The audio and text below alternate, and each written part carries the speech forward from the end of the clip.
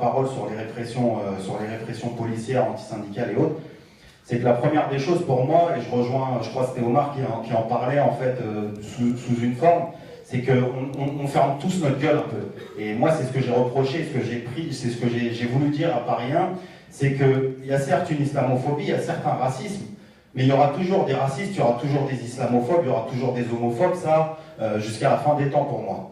La chose qui doit changer, qui a changé pour moi depuis ces derniers temps, c'est que les gens ne parlent pas autour. J'ai parlé du cas de Tremblay où on voit les personnes qui sont en train de manger leur steak frites tranquillement pendant que le restaurateur il est en train d'insulter des personnes, leur dire qu'il ne va pas les servir parce qu'elles ont un voile, et puis les gens ils sont en train de tremper les frites dans la mayonnaise comme si ce qui se passait à côté d'eux c'était tout à fait normal. On l'a tous vu cette scène-là du burkini entre guillemets, parce que c'était même pas un burkini, la dame elle avait une tunique sur la plage où elle est obligée de se dévêtir et tout le monde est assis en train de bronzer comme ce qui se passe est normal. Il y a quelque chose qui... on a fait prendre l'habitude à tout le monde que parler d'islam, être islamophobe, c'est normal.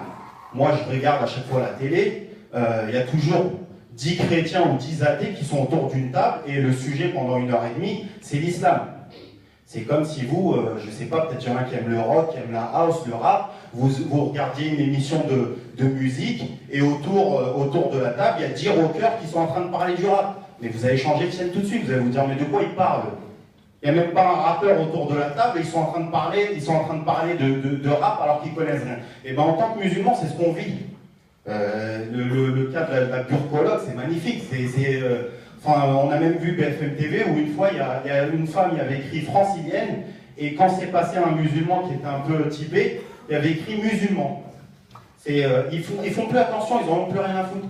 Donc la chose que moi j'essaie d'exporter un peu, c'est sur cette convergence des luttes-là. Il faut savoir que la loi El Khomri, parce que El Khomri, comme Malek Bouti, comme Najat Vallaud-Belkacem, etc., il faut toujours un arabe de service pour faire passer le racisme et l'islamophobie. Ça passe toujours plus de parler de la banlieue quand c'est Malek Bouti qui dit ce que les autres ne peuvent pas dire pour être taxés de racistes. Voilà, et il n'y a personne qui s'étonne, sauf les musulmans, sauf les personnes des quartiers qui se disent « Mais attends, mais pourquoi lui parle de ça? Qu'est-ce qu'il connaît ?» Donc moi, la chose que j'essaie de transmettre, c'est de vous dire que l'article 1 de la loi El Khomri, aujourd'hui, a retiré la discrimination religieuse. C'est-à-dire que moi, aujourd'hui, en tant que délégué du personnel, si une personne est discriminée pour sa religion, je ne peux plus rien faire. C'est plus considéré comme une discrimination au travail. Il y en a qui vont dire « Ouais, mais bon, tu vas chercher loin, comment ils peuvent nous discriminer religieusement ?» Tout bêtement, le cas de la crèche Babilou, là où la femme met le voile du jour au lendemain, ça peut être un commercial. Demain, vous pouvez être ingénieur commercial, et du jour au lendemain, vous radicalisez, comme ils aiment bien dire, alors que ça se trouve que vous êtes simplement un hipster, et votre patron va vous dire « Mais moi, ta barbe, là, mes clients, ils n'aiment pas ça, en fait. Donc, tu es en train de nuire au bon fonctionnement de l'entreprise. » Donc il va écrire tout bêtement sur le papier, suite au fait de pratiquer sa religion, il nuit au bon fonctionnement de l'entreprise et je te dégage. Et c'est totalement autorisé maintenant avec la loi El Khomri. Donc les gens des quartiers populaires, les personnes racisées, les personnes qui pratiquent leur religion, les juifs, les bouddhistes et toutes les personnes vont devoir sortir de force maintenant. Parce qu'avec la loi El Khomri, l'article 1, vous êtes foutus.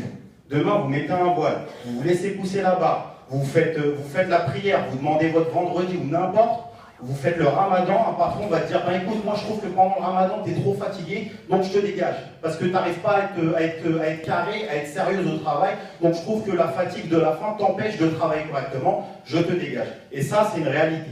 Ce n'est pas des chimères, ce n'est pas des choses fausses, c'est la réalité. Donc si les musulmans, demain, ils ne sont pas dans les prochaines manifestations, dans les prochaines lois, dans les prochaines grèves contre la loi travail, pour se mettre en face, pour dire nous aussi on est concernés de force, ça va être très grave. Donc elle est là, elle est importante, la convergence des luttes, et le travail, pour mémoire, c'est 23 millions de salariés. Le salariat, c'est 23 millions de personnes. Et derrière, toutes les familles qui découlent. Donc la personne des quartiers populaires qui pense que la loi travail, qui pense que les grèves, les manifs ne le concernent pas, il est taré.